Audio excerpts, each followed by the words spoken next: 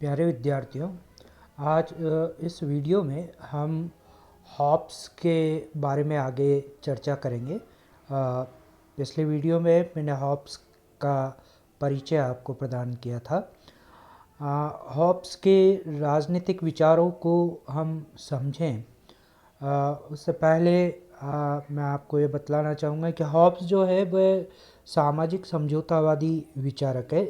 यानी वह यह विचार रखता है कि राज्य की उत्पत्ति जो है वह मनुष्य ने आपस में समझौते के द्वारा की है। एक मनुष्य का जो समाज है उसमें मनुष्यों के बीच में आपसी समझौते के द्वारा राज्य का निर्माण हुआ है। इस प्रकार से राज्य जो है वह कृत्रिम है, ये हॉब्स मानता है। जितने भी सामाजिक समझौतावादी विचारक हैं, जैसे हॉब्स के बाद हम लॉक और रूसो की बात करेंगे, वो भी सामाजिक समझौतावादी विचारक हैं। ये सामाजिक समझौतावादी विचारक अपने सामाजिक समझौते की चर्चा करने से पूर्व मनुष्य के स्वभाव के बारे में बात करते हैं कि मनुष्य का स्वभाव कैसा है, और उस स्वभाव के आधार पर फिर वो यह विवेचन करने का प्रयास करते हैं कि ऐसे स्वभाव वाले मनुष्य के लिए राज्य बनाना क्यों जरूरी हो जाता है। तो हॉब्स भी जो है वह सबसे पहले मनुष्य के स्वभाव के बारे में बात करता है। लेकिन मनुष्य के स्वभाव के बारे में हॉब्स के विचारों को हम समझें, उसके लिए ये ज़रूरी है कि हम उसके मानववाद या जिसे उसने यांत्रिक भौतिकवाद का कहा है उस दर्शन को समझने का प्रयास करें कि हॉब्स का यांत्रिक भौतिकवाद या मानववाद का दर्शन क्या है। पिछले वीडियो में मैंने आपको ये बताया था कि हॉब्स जो है वह डेकार्ट से बहुत ज़्यादा प्रभावित है। डेकार्ट जो बहुत बड़ा फिलोसोफर था हॉब्स के समय का, उससे वो बहुत प्रभावित हुआ। उनके बीच में काफ़ी सारे पत्राचार आदि भी हुए। तो हॉब्स जो है वो डेकार्ट की तरह शंकावादी विचारक है। और शंकावाद क्या है? शंकावाद दर्शन की वो धारणा है जिसके अनुसार आंतरिक विश्व और बाह्य विश्व ये दोनों अलग अलग सत्ताएं होती है। इसका क्या आशय है? इसका आशय यह है कि मनुष्य एक तो होता है मनुष्य के भीतर की दुनिया। भीतर की दुनिया का मतलब वह क्या सोचता है, उसके क्या भाव हैं, उसके मन में मस्तिष्क में क्या विचार हैं, उसके आत्मा के क्या भाव हैं, ये उसके भीतर की दुनिया है। और एक बाहर की दुनिया जो हम देखते हैं, जिसके बारे में हम सोचते हैं, जिसके बारे में हम विचार करते हैं, जो ये पूरा पदार्थ जगत है जो हमें दिख रहा है अपनी आँखों से, ये एक पूरा बाह्य विश्व है। तो शंकावाद ये कहता है कि मनुष्य के भीतर के जो मनोभाव हैं, जो भीतर के जो विचार हैं, या उसके भीतर की जो दुनिया है वह एक अलग दुनिया है, और बाहर जो पदार्थ जगत है और उस पदार्थ जगत में व्यक्ति का जो व्यवहार है या जो आचरण है वो बिल्कुल एक अलग सत्ता होती है।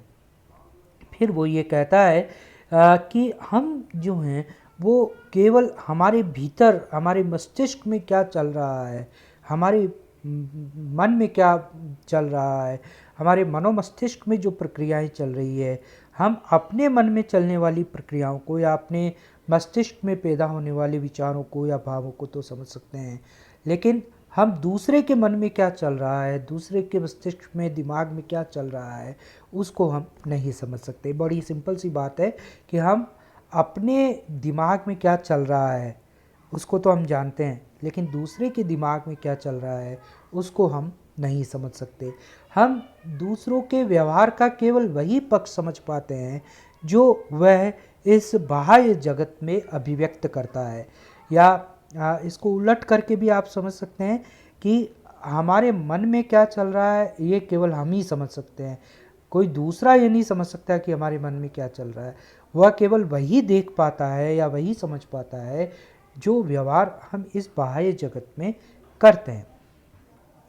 यही शंकावाद है। इसलिए हॉब्स और शंकावाद का जो दर्शन है वो ये कहता है कि हर एक व्यक्ति का जो व्यवहार है वह संदेहास्पद होता है। या क्यों? क्योंकि व्यक्ति का ज़रूरी नहीं है कि जो व्यवहार हमें इस बाह्य जगत में दिख रहा है वैसा ही उसके मन में भी विचार हो, उसके मनोभाव भी वही हो।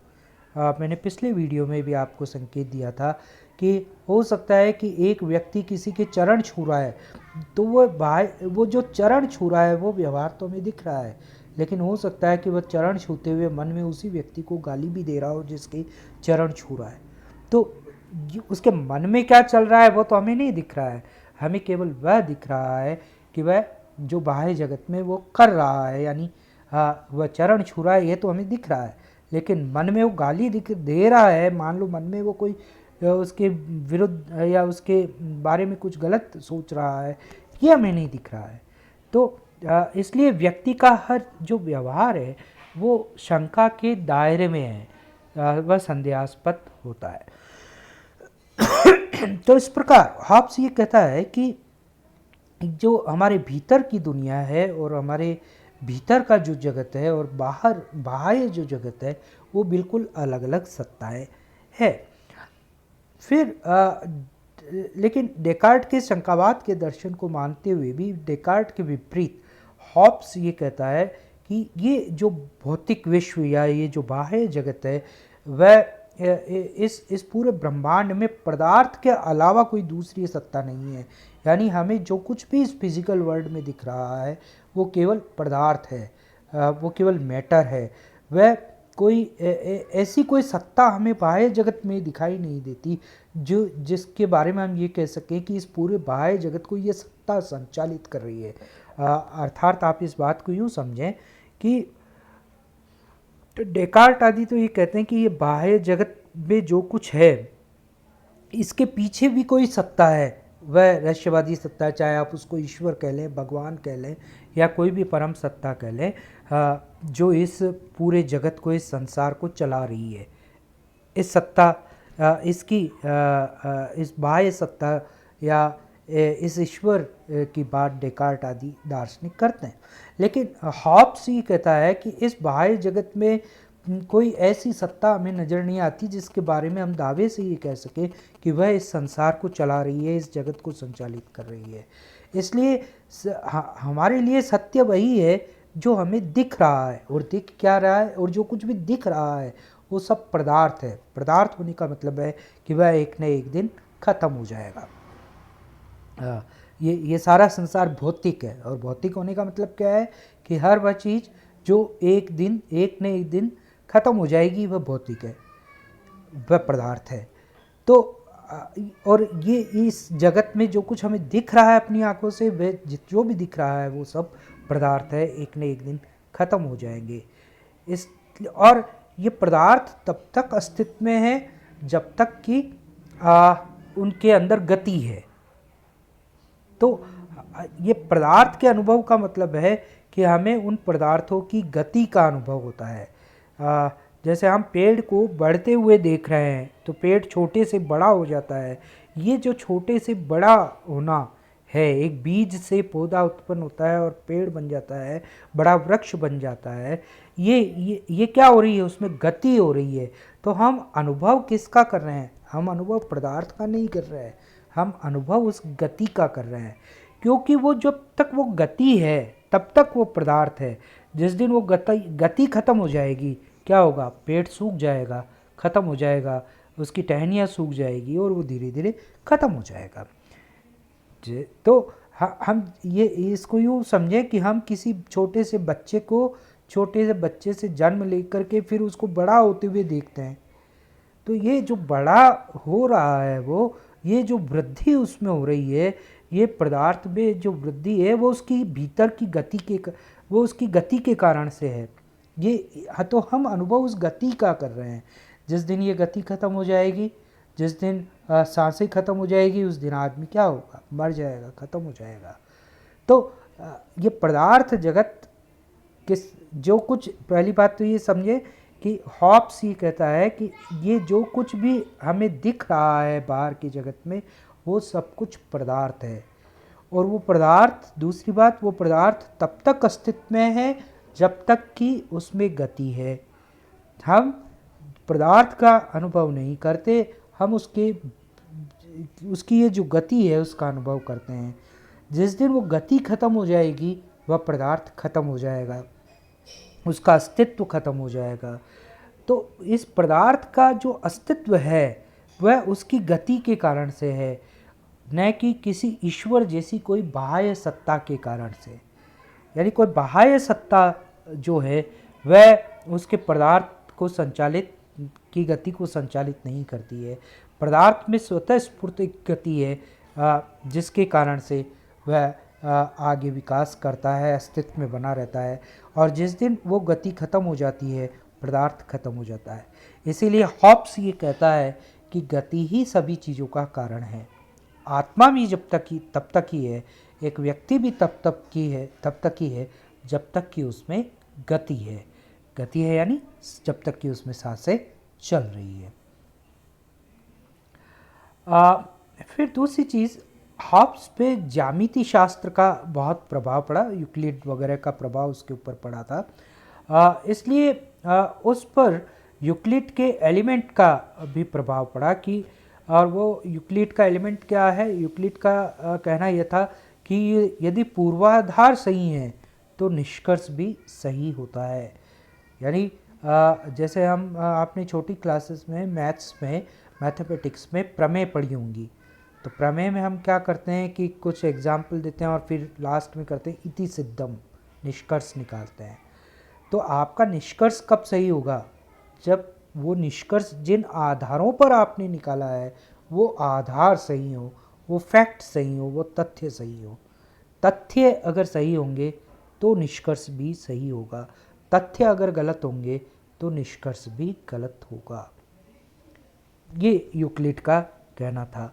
लेवियाथन में हॉब्स ये लिखता है कि नैतिक सिद्धांत के प्रमेय विकसित करने का प्रयत्न कर रहे हैं वे, ताकि लोग शासन करना और पालन करना सीख सके।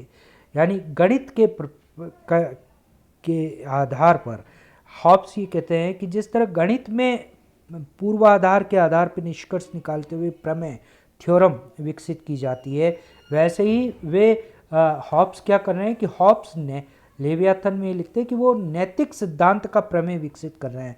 यानी कुछ तथ्यों के आधार पर, मनुष्य के स्वभाव के कुछ तथ्यों के आधार पर मनुष्य के स्वभाव के बारे में कुछ नैतिक प्रमेय विकसित करने का वो प्रयास कर रहे हैं, ताकि लोग शासन करना और शासन के आदेशों का पालन करना सीख सके।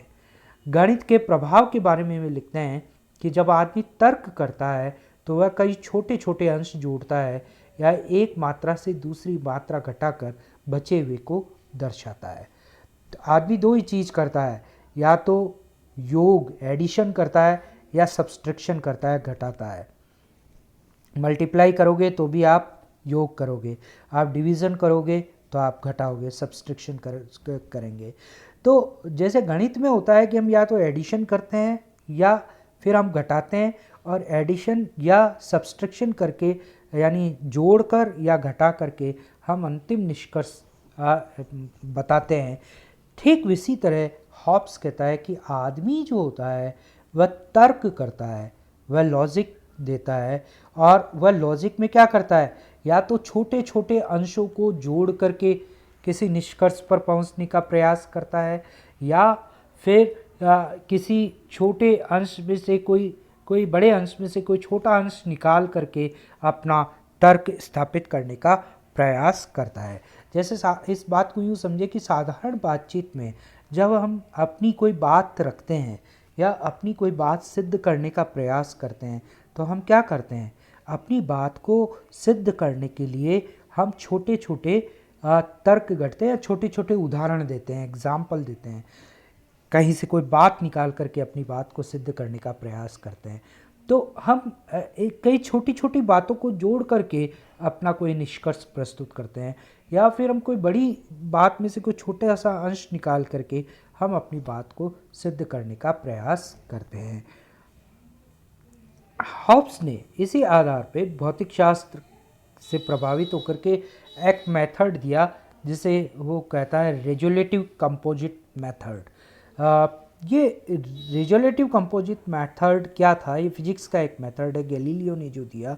इस मेथड में होता है कि अनुपयोगी हिस्सों को छोड़ करके मुख्य तथ्यों पर ध्यान दिया जाता है। जैसे गैलीलियो ने गति के विश्लेषण में घनत्व, वजन व गति में वृद्धि पर ध्यान दिया। यानी उसने ये कहा कि किसी भी पदार्थ की जो गति है वो उस पदार्थ के वजन, मास पर और उसके घनत्व पर निर्भर करती है। बाद में इन्हें सरल सिद्धांत के रूप में उसने गठित कर दिया। तो उसने ये जो सिद्धांत दिया कि किसी वस्तु की जो गति है वो उसके वजन और घनत्व पर निर्भर करती है, तो वह इसके लिए छोटे छोटे बाकी अनुपयोगी हिस्सों को छोड़कर मुख्य तथ्यों पर वो ध्यान देता है।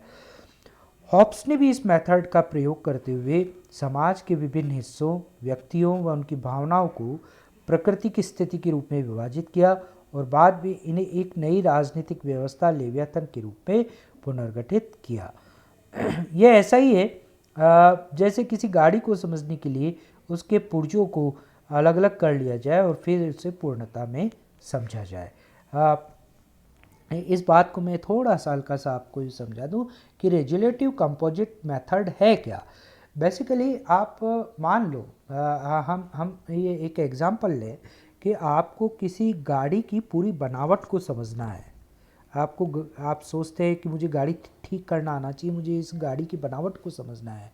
तो आप क्या करेंगे, गाड़ी के हर कलपुर्जे को अलग अलग करके आप उसको समझने का प्रयास करेंगे कि हाँ ये कार्बोरेटर है, इसका काम ये है, ये एसी का फ़ैन है, इसका काम ये है, यानी उसके या ये एयर ब्रेक है, या ये ब्रेक है, या एक्सीलेटर है, इसका काम ये।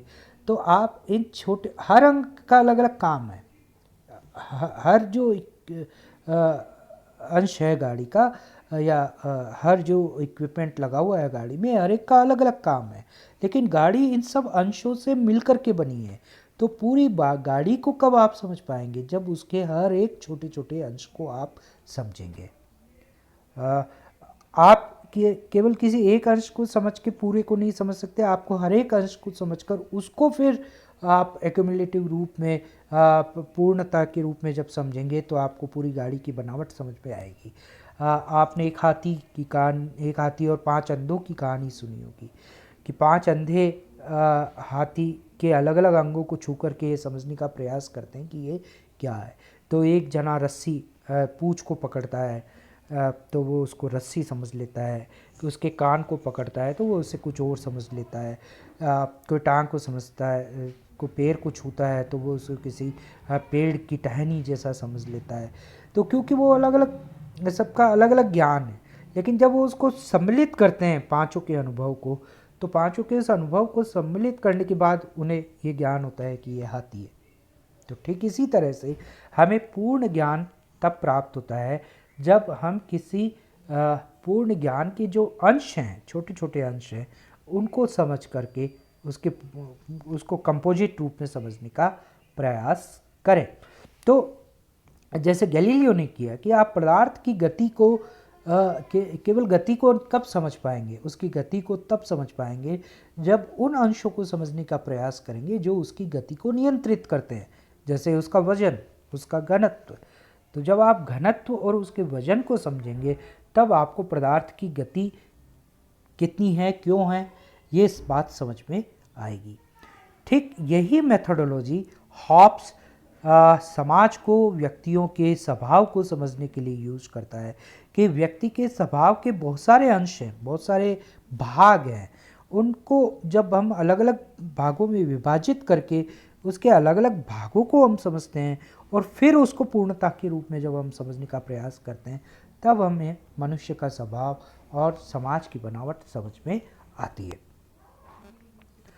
हॉब्स का ये जो यांत्रिक भौतिकवाद है उसके अनुसार एटम्स के अपने कोई गुण नहीं होते, पदार्थ के उसके अपने कोई गुण नहीं होते, उनके गुण तभी होते हैं जब वे किसी गति का हिस्सा बनते हैं। यानी कुल मिला के जो पदार्थ का अलग अलग अंश हैं, छोटे छोटे जो एटम हैं, उनका अपने आप में कोई महत्व नहीं है, वो उनका महत्व तभी है जब वो किसी गति का हिस्सा बनते हैं।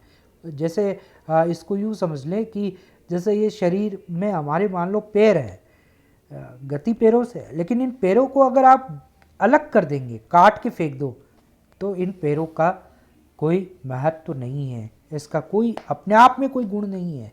लेकिन ये जब किसी शरीर में जुड़ जाए ये पैर, तब शरीर गतिमान होता है और तब पैरों का महत्व है। तो ये पैर खुद में गति नहीं है, ये पैर पूरे शरीर में, पूरे पदार्थ में जब जुड़ते हैं तब वो एक पूर्ण गति का हिस्सा बनते हैं। ये हॉब्स का ये जो पूरा यांत्रिक भौतिकवाद है, जो कह रहा है कि हर पदार्थ का अस्तित्व उसकी गति पे निर्भर करता है, और गति जो है वह को समझना है तो पदार्थ के छोटे छोटे अंशों को समझना होगा। लेकिन छोटे अंश में अपने आप में गति नहीं होती, उसकी पूर्णता उसी में है कि जब वो एक पूर्ण पदार्थ से जुड़ जाता है। ये जो पूरा हॉब्स का यांत्रिक भौतिकवाद है, इस भौतिकतावाद की बात बाद में चल के कार्ल मार्क्स ने भी की द्वंद्वात्मक भौतिकवाद में। लेकिन मार्क्स भी कहता है कि पदार्थ में गति होती है, पदार्थ वृद्धि करता है, विकास करता है। द्वंद्वात्मक भौतिकवाद के सिद्धांत में वाद, प्रतिवाद और संवाद की बात मार्क्स करता है।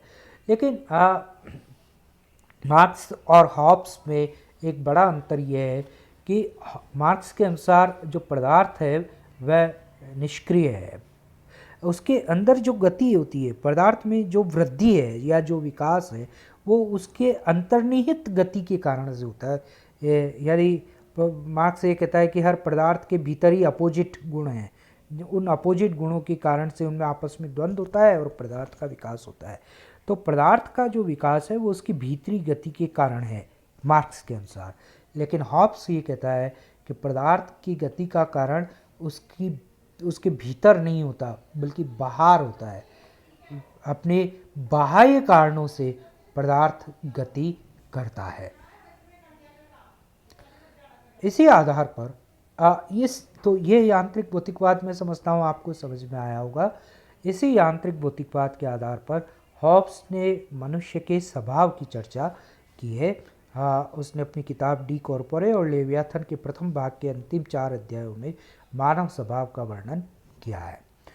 हॉब्स अरस्तु के इस विचार का खंडन करता है कि मनुष्य जो है वह मूलतः सामाजिक प्राणी है, या मनुष्य जो है स्वाभाविक रूप से समाज में रहना चाहता है। उसके उलट हॉब्स ये कहता है कि मनुष्य जो है वह स्वार्थी है, वह उसमें बहुत सारी इच्छाएं होती है और वो इच्छाएं निरंतर और अनथक होती हैं और वह मृत्यु पर्यंत तक उसमें इच्छाएं चलती है।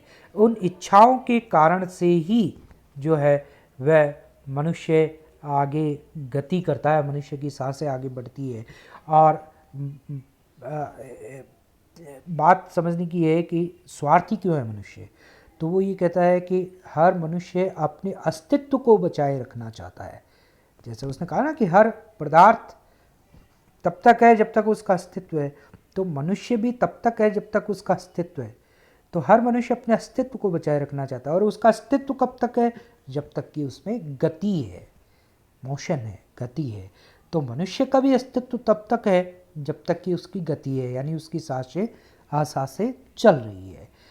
और ये जो गति है वो किस पे निर्भर करती है? वो हॉब्स कहता है कि ये गति उसकी इच्छाओं पे निर्भर करती है। वह आगे जो बढ़ता है वह उसकी इच्छाओं के आधार पर बढ़ता है। कैसे?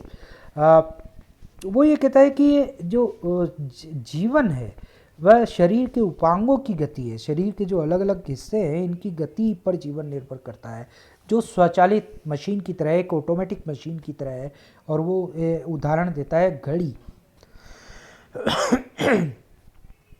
कि घड़ी से तुलना करता है वह मनुष्य के शरीर की, कि जैसे हमारा हृदय जो है वो स्प्रिंग है, और जो घड़ी की स्प्रिंग होती है उस तरह से हमारा हृदय है। और जो हमारे स्नायु हैं, यानी ये जो हमारे अंदर नसें हैं, ये धागे हैं।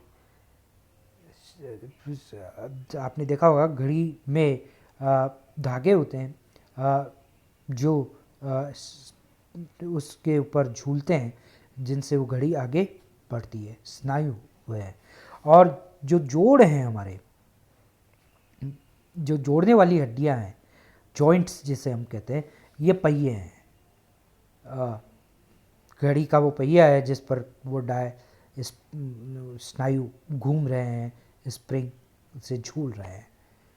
इन तीनों से शरीर गति करता है, हृदय से, स्नायु से और जोड़ों से। लेकिन ये कैसे होता है? तो वो ये कहता है कि हमारा जो हृदय है इसमें एक भूरे रंग का पदार्थ होता है, जिसे हॉब्स वाइटल ऑर्गन कहता है। वो कहता है कि यह जो वाइटल ऑर्गन है यही गति करता है। यानी हमारे हृदय में एक एक तरल पदार्थ है जो भूरे रंग का है, जो आप उसको वाइटल ऑर्गन जी, या आप ये कह लें कि ये जो हार्ट है, ये हार्ट बीट करता है। हार्ट में क्या बीट करता है? हार्ट में एक वाइटल ऑर्गन है, एक भूरे रंग का तरल पदार्थ है, वह गति करता है, स्पंदन करता है। हार्ट बीट जिसे हम कहते हैं, वह संकुचन और उसमें संप्रेषण की जो है वो पूरी एक एक्सरसाइज चलती रहती है। ये जो हार्ट की बीट है, हार्ट बीट है, या जो हार्ट की जो गति है, वह किसी वस्तु की ओर जब आकर्षित होती है तो इसकी गति बढ़ जाती है, और जब किसी वस्तु से घृणा होती है या हमें अच्छी नहीं लगती तो उसकी गति शिथिल हो जाती है। यानी आपको जब कोई वस्तु, बाह्य वस्तु जब कोई अच्छी लगती है, आप किसी चीज़ से आकर्षित होते हैं तो आपकी हार्ट बीट बढ़ जाएगी। लेकिन जब आप किसी चीज़ से विकर्षित होंगे तो आपकी हार्ट बीट शिथिल हो जाएगी। ये जो आकर्षण और विकर्षण है, ये इनसे ही हमारी भावनाएं, विचार और हमारी भौतिक परिस्थितियां या हमारी गति तय होती है।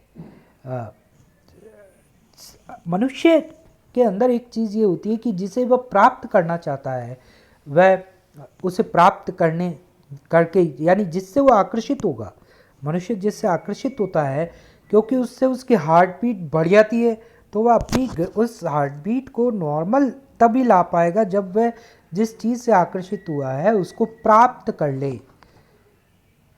तो मनुष्य हर उस चीज़ को प्राप्त करना चाहता है जिससे वो आकर्षित होता है, क्योंकि उसके आकर्षित होने से उसकी हार्ट बीट की गति बढ़ जाती है, और वह उस गति को नियंत्रित करने के लिए उस वस्तु को येन केन प्रकारेण प्राप्त करना चाहता है। इसी रूप में वो कहता है कि मनुष्य स्वार्थी है। मेरी बात आप समझ पाए होंगे कि हॉब्स क्या समझा रहा है कि मनुष्य क्यों स्वार्थी है। मनुष्य मूल रूप से इसलिए स्वार्थी है क्योंकि वह बाह्य विश्व में अलग अलग चीज़ों से या तो आकर्षित होता है या विकर्षित होता है। अगर वह आकर्षित होता है तो वह उस चीज़ को प्राप्त करना चाहता है, अगर वो विकर्षित होता है तो वह उस चीज़ से दूर जाना चाहता है। जिस चीज़ से वह आकर्षित होता है उस चीज़ को वह प्राप्त क्यों करना चाहता है? इसलिए क्योंकि जब वो किस चीज़ से आकर्षित होता है तो उसके हृदय की गति बढ़ जाती है, हार्ट बीट बढ़ जाती है। और जब किस चीज़ से विकर्षित होता है तो उससे दूर क्यों जाना चाहता है? इसलिए जाना चाहता है क्योंकि उससे उसकी गति शिथिल हो जाती है हार्ट की, और हार्ट की बीट जो है वो नॉर्मल होनी चाहिए। तो वो नॉर्मल तब होगी जब वह जिस चीज़ से आकर्षित होता है उसको प्राप्त कर ले, और जिस चीज़ से विकर्षित होता है उससे दूर चला जाए। अब मनुष्य अगर ये दोनों नहीं कर पाता है, यानी अगर वह अपनी इच्छित वस्तु को प्राप्त नहीं कर पाता है, तो ऐसे में वह हिंसक और झगड़ालू हो जाता है, और अंत में वो एकाकी हो जाता है। इस प्रकार मनुष्य के स्वभाव के बारे में 4 शब्द जो है वह हॉब्स यूज़ करता है कि मनुष्य स्वार्थी है, हिंसक है, झगड़ालू है और एकाकी है। फिर हॉब्स मनुष्य के स्वभाव के बारे में ये कहता है कि मनुष्य शारीरिक और मानसिक दोनों रूप से समान है। अगर वह शारीरिक रूप से अगर किसी में शक्ति कम है तो उसमें मानसिक शक्ति ज़्यादा होगी, और अगर मानसिक शक्ति कम है तो शारीरिक शक्ति ज़्यादा होगी। मनुष्य में समानता का अर्थ हॉब्स ये लेता है कि हम सब मनुष्यों में एक चीज़ समान है, और वह चीज़ क्या है कि व्यक्तिगत उद्देश्य तक पहुंचने की समान आकांक्षा। यानी हम अपने हित को पूरा करने के लिए, अपने स्वार्थ को पूरा करना चाहते हैं सब मनुष्य। ये हम सब मनुष्यों की एक मूलभूत समानता है। हम सब मनुष्य जैसे एक सबसे पहली आकांक्षा हम सब की क्या है? अपने अस्तित्व को बचाए रखना, जिंदा रहना। दूसरी आकांक्षाएं सब बाद में आती है, पहली चीज़ है जिंदा रहना। और इस जिंदा रहने के लिए जो जो हमें करना है वह हम सब लोग करना चाहते हैं। जैसे जिंदा रहने के लिए शरीर की गति आवश्यक है, गति बनाए रखने के लिए ज़रूरी है पेट भरना। तो हम सब की पहली आवश्यकता है कि भोजन हम सबको ही चाहिए। ये हमारी एक मूलभूत समानता है। इस चीज़ को आप फिर आगे बढ़ाते जाइए, अपनी आकांक्षाएं आपकी जैसे जैसे बढ़ती जाएगी, हर मनुष्य अपनी उन आकांक्षाओं को पूरा करने के लिए, अपनी उन आकांक्षाओं तक पहुंचने के लिए, अपनी व्यक्तिगत उद्देश्य तक पहुंचने के लिए समान इच्छा रखता है। हर व्यक्ति अपने हितों को पूरा करना चाहता है, यानी मूल रूप से मनुष्य स्वार्थी होता है। यही चीज़ हम सब लोगों के अंदर समान है।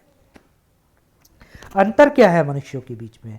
हॉब्स ने कहा कि हम सब मनुष्यों के बीच में अंतर जो है वह केवल ज्ञान का अंतर है। हम सबके बीच में जो असमानताएं हैं वह तर्क और भावनाओं की असमानता है। बात समझ में आ गई? हम सब स्वार्थी हैं, इस मूल रूप में तो हम सब समान हैं। हम सब जिंदा रहना चाहते हैं, जिंदा रहने के लिए खाना खाना चाहते हैं, कपड़े पहनना चाहते हैं। ये सब चीज़ें हम सब में समान हैं, इससे कोई इनकार नहीं कर सकता। लेकिन हमारे बीच में जो असमानता है वह ज्ञान की असमानता है, और इस ज्ञान की असमानता के कारण हमारे तर्क और भावनाओं में असमानता होती है। हम सबके तर्क अलग अलग होंगे, हम सबकी भावनाएं अलग अलग होगी, दया, करुणा, प्रेम जैसे गुण हम सब में अलग अलग होंगे। और ऐसा इसलिए है क्योंकि हम सब पदार्थ को तो जानते हैं, लेकिन उस वह पदार्थ क्या है, क्यों है, किस कारण से है, इन कारणों के बारे में हम सब नहीं जानते। तर्क जो है वह बाह्य विश्व को समझने में मदद करता है। मैं इस बात को, हॉब्स की बात को यूँ समझाएं कि इस बाह्य विश्व को आँखों से हम सब देख रहे हैं, इसमें जो भी वस्तुएं हैं, जो भी पदार्थ है, हम सब देखते हैं। जो भी घटनाएं इस बाह्य जगत में घटित हो रही है वो हम सब देख रहे हैं। ये तो हमारे में समानता है। लेकिन अंतर क्या है? अंतर इन पदार्थों के बारे में या इन वस्तुओं और घटनाओं के बारे में हमारा जो ज्ञान है उसका अंतर है। कोई घटना क्यों हो रही है यह हर एक नहीं जानता, ये वही व्यक्ति जानता है जो तार्किक है। हम बाह्य विश्व को तर्क के माध्यम से जानते हैं कि जैसे आग कहीं जल रही है, ये तो हमें पता है, लेकिन वो आग किस माध्यम से या क्यों जल रही है ये केवल वही जान सकता है जिसको उसका ज्ञान है, और वही उसके बारे में तर्क कर सकता है। तो तर्क के द्वारा हम बाह्य विश्व को समझने में मदद करते हैं। और ये जो हमारे अंदर तार्किक असमानता है, जिसके जरिए हम, जिस तर्क के जरिए हम बाह्य विश्व को जानते हैं, उसके, तो ये जो तार्किक असमानता हमारे बीच में है, इस तार्किक असमानता के कारण से ही तार्किक मतभेद जन्म लेते हैं। हमारे अंदर संघर्ष पैदा होते हैं, हमारे अंदर विवाद पैदा होते हैं, और इन तार्किक मतभेदों और इससे उत्पन्न विवादों को सुलझाने के लिए, मध्यस्थता करने के लिए हमें एक जज की आवश्यकता होती है, जो हमारे तर्कों के बीच के जो संघर्ष हैं उनमें एक न्याय प्रदान कर सके। और ये जो जज है, ये जज ही कॉमनवेल्थ है, ये जज ही स्टेट है, ये जज ही राज्य है। राज्य हमारे तर्कों से उत्पन्न मतभेदों को दूर करने का प्रयास करता है, ये हॉब्स कहता है, ये हॉब्स समझाता है। आई बात समझ में आपको कि हमारे बीच में जो असमानता है वो तर्क की असमानता है, और इस तार्किक असमानता के कारण से जो मतभेद पैदा होते हैं, उन मतभेदों को दूर करने के लिए ही राज्य की आवश्यकता होती है, स्टेट की आवश्यकता होती है। हॉब्स ये कहता है कि इस प्रकृति की सबसे सुंदर कृति जो है वह मनुष्य है, और उस मनुष्य ने ही लेवियाथन या महामानव की रचना की है। ये लेवियाथन ही कॉमनवेल्थ है, यही जज है। लैटिन में लेवियाथन का नाम सिविटास है, जो कृत्रिम मानव है। लेवियाथन कोई क्रिएट नहीं होता, लेवियाथन को मनुष्य बनाता है अपने आपसी झगड़ों को सुलटा का, अपने तार्किक मतभेदों को दूर करने के लिए। और क्यों करता है? क्योंकि व्यक्ति में आत्मरक्षा की स्वाभाविक प्रवृत्ति, क्योंकि वो ये कहता है कि ये तर्क करते करते करते करते हिंसक हो जाता है, आदमी झगड़ालू हो जाता है, हिंसा कर बैठता है, क्योंकि हर व्यक्ति अपने तर्क को सही ठहराने का प्रयास करता है, या हर व्यक्ति वह चीज़ प्राप्त करना चाहता है जो वह सोचता है। तो हर व्यक्ति जब अपनी वही चीज़ प्राप्त करना चाहेगा जो वो सोचता है, तो नेचुरल है कि व्यक्तियों के बीच में आपस में झगड़े होंगे तो ये भी स्टेज आ सकती कि आदमी हिंसक हो जाए। आदमी अगर हिंसक हो जाएगा तो वह जो शक्तिशाली होगा वो निर्बल को ख़त्म कर देगा। लेकिन हर व्यक्ति ये चाहता है कि उसका जीवन बना रहे, पुनः वापस वहीं हम लौट कर आए कि हॉब्स कहता है कि मूल रूप से व्यक्ति का स्वार्थ ये कि उसका जीवन बना रहे, अस्तित्व बना रहे। तो व्यक्ति में, इसलिए हर व्यक्ति में अपनी आत्मरक्षा की एक स्वाभाविक प्रवृत्ति होती है। ग्रोशियस की तरह हॉब्स ने भी ये माना कि आत्म संरक्षण ही व्यक्ति का परम अधिकार है। और वो ये कहता है कि नेचर ने ये जीवन देने के साथ व्यक्ति को केवल एक ही अधिकार दिया है। हॉब्स के अनुसार नेचर ने, प्रकृति ने मनुष्य को केवल एक ही अधिकार दिया है, और वह अधिकार है व्यक्ति का आत्मरक्षा का अधिकार, आत्म संरक्षण का अधिकार, अपनी जीवन को बचाने का अधिकार। लेकिन हॉब्स जो है वो शंकावादी है, और ग्रोशियस के विपरीत ये मानते हैं कि जो आत्म सुरक्षित व्यक्ति है वह भी खतरनाक साबित हो सकता है। मानव के निर्णय करने की जो आज़ादी है उस पर टकराहट पैदा होती है, इसलिए उसको सीमित होना चाहिए। ब्रह्महॉल का विचार है कि प्राकृतिक मनुष्य का, हॉब्स का विचार, तो इस तरीके से उसने यहाँ आप समझे कि ये जो व्यक्ति अपनी आत्मरक्षा के लिए खुद ही लेवियाथन का गठन करता है, कॉमनवेल्थ का गठन करता है, कॉमनवेल्थ बनाता है, यानी राज्य का निर्माण करता है। ब्रह्महॉल का विचार है कि प्राकृतिक मनुष्य का, हॉब्स का विचार व्यक्ति की उपेक्षा है, क्योंकि वह उन्हें पशुओं से भी गया गुजरा समझता है। उसने इसे सीधे कुत्ते का खेल कहा जो सभी को चिंगारियों व लपटों के समर्पित कर देगा। रिचर्ड के अनुसार समाज वैसा बुरा नहीं है जैसा कि हॉब्स समझते हैं। क्लैरेंडन के अनुसार ईश्वर ने मनुष्यों को पशुओं से निम्न नहीं बनाया है, जबकि हॉब्स इस तरह से व्यक्ति को स्वार्थी, हिंसक, झगड़ालू, एकाकी कह करके उसको पशुओं से भी निम्नतर बनाने का प्रयास करता है, ऐसा आलोचक मानते हैं। Thank you very much.